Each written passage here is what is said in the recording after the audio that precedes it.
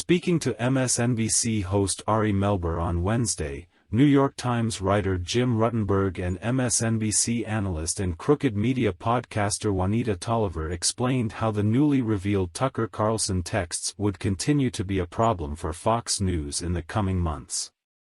As we reported, this came to the attention of the company's board of directors over the weekend before trial while settlement talks are taking place, Rutenberg said.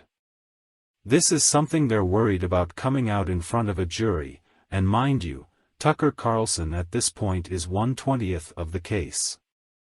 Everything you talked about in the setup wasn't an issue in this case.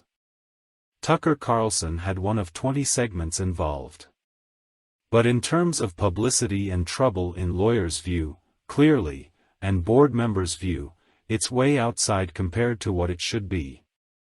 So, as the company's looking at this, that's going from an asset to the company to a liability in this case. There's definite concern about how this text will play in front of a jury that's coming together on the ground in Delaware, and as this is taking place, there's settlement talks that will lead to a record settlement amount.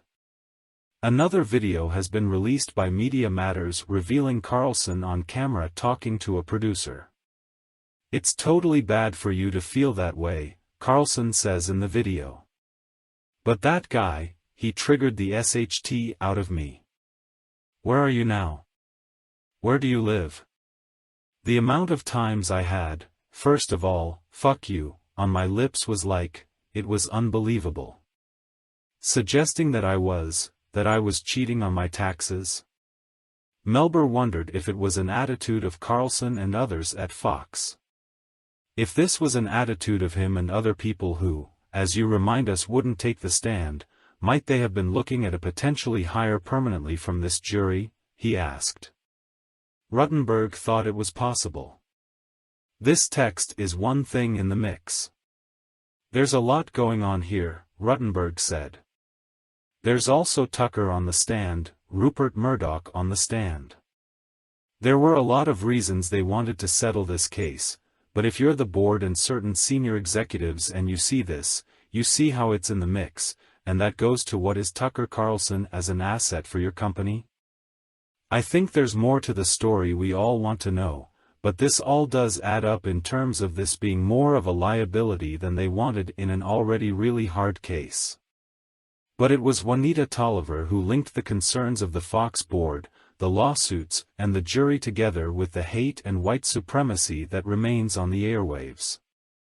I think in the clip you play of that host saying that, someone else at the table questioned that racist statement, and he doubled down, Tolliver explained.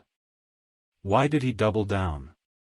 He knew the people off camera, the execs, would have his back. And it shows kind of that same type of vibe, and not only of racism and white supremacy flowing through the studio like oxygen, but you have a reassurance behind the scenes that you're okay to say these things. The only other thing I want to mention about the trial that never was is the fact that the jury was comprised of black and brown people as well as white people, and that is the signal that you know something like this text would not go across or translate positively in any way, she continued. Because when Tucker Carlson is texting that message to his producer not 24 hours after the violent mob attacked the Capitol building, that's what's striking the time of this. He was the one texting and begging Trump and his team to call them off. But what did they do? They attack.